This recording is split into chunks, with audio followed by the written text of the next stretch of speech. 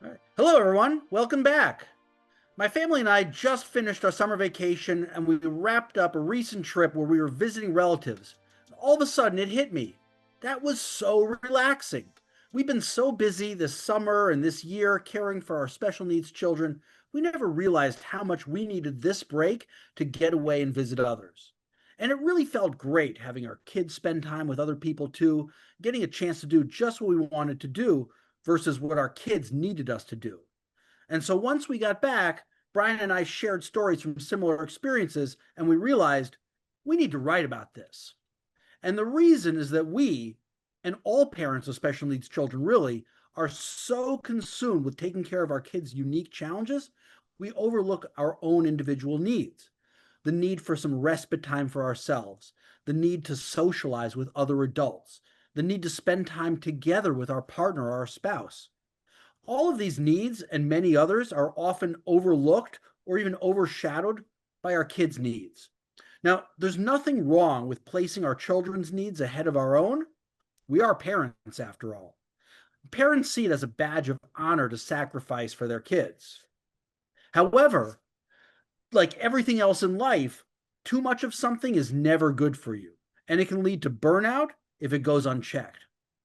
Brian, can you let our viewers know why avoiding burnout as a special needs parent is a good thing? So, Zeke and I always say being the parent of a special needs child forces you to wear many hats, and there is a lot to learn. And wearing all those hats can weigh on you. Parenting is often described as the hardest job you'll ever love. It's a journey filled with incredible highs, steep learning curves, and moments that stretch your heart in ways you never thought possible. The journey of a special needs child comes with all the normal demands of parenting, plus several others. Constant advocacy for your child, for things like obtaining proper evaluations, appropriate school settings, sufficient support systems, and a host others. Navigating complex systems of care and medical insurance billing. Numerous appointments and therapies you got to take them to. Managing financial pressures from all the extra medical bills a special needs child accrues that, more often than not, insurance does not cover. And there is a host of other things. Amidst this challenging reality, there's a topic that often gets pushed to the back burner and sometimes shrouded in guilt: taking care of yourself. As a parent of a special needs child, you might feel like every ounce of your energy, time, and resources must go to your child. The idea of prioritizing your own needs can feel selfish, even wrong sometimes.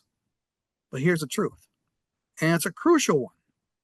Self care for parents with special needs children is not a luxury, it's a fundamental necessity. Why? Self care is not about neglecting your child. Self care is about sustaining yourself and avoiding burnout so you can continue to be that loving, capable caregiver your child needs, not just today, but for the long haul. Let's face it, self care enables you to be the best self, because if you are unable to take care of your child due to fatigue or burnout or getting sick, who's going to do it?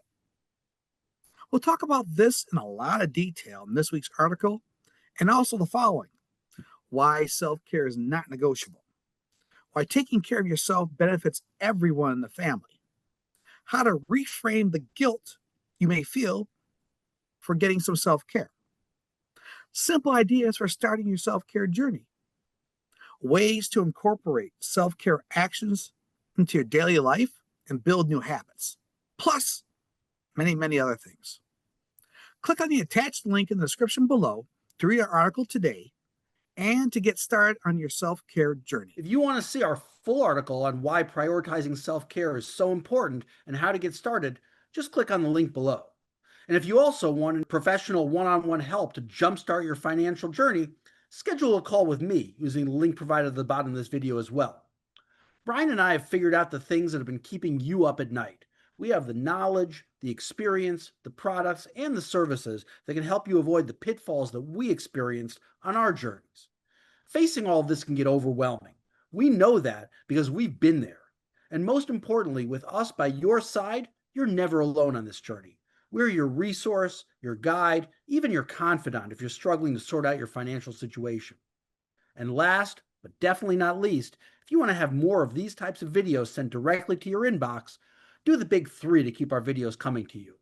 Click on the subscribe button below, give us a thumbs up by clicking the like button, and share this video with your family and friends. Until next time, remember, we all deserve a better life, and we can help you to take the financial actions needed to give yourself the peace of mind you need and set up the protection your loved ones deserve.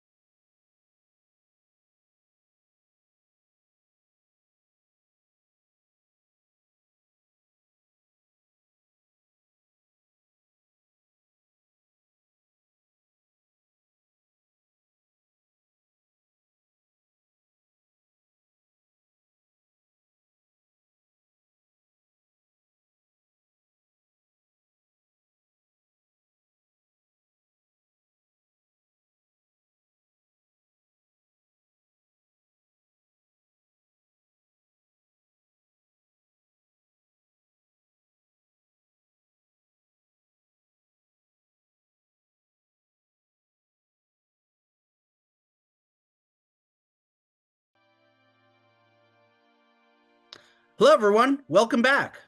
Brian and I were preparing for the current school year recently. We were getting ready for the annual IEP and 504 plan review meetings for our children. And as we were comparing notes, it led us to think about our collective journeys and the experiences that we've had with our kids during their academic years.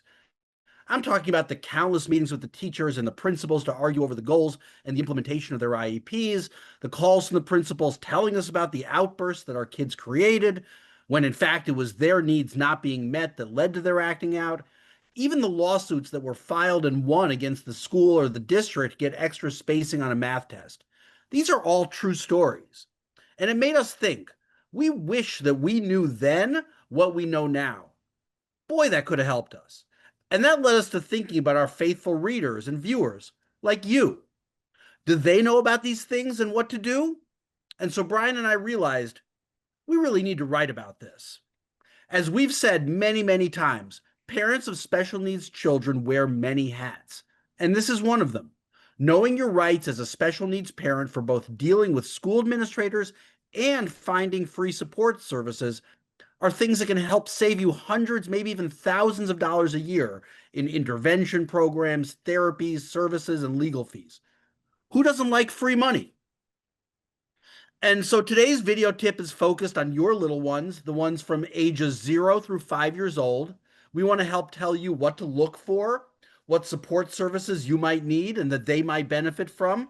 Brian, can you help lead our viewers through what they need to focus on for their preschool age kids and what help they might need? Sure can, Zeke. Hello and welcome back, everyone. Raising a child with autism spectrum disorder, ASD for short, brings unique joys and challenges, a true dichotomy. On one hand, your bright, caring child is capable of such amazing things. On the other hand, basic life skills like socializing, understanding humor or sarcasm, and making friends can just elude them. Being parents of special needs children ourselves, we have experienced these same things with our own children. We know what it's like to see your children struggle. They should be thriving and feeling helpless to guide them how to fix the things most kids grasp intuitively. It just breaks my heart thinking about it. But it's also where we can help you too.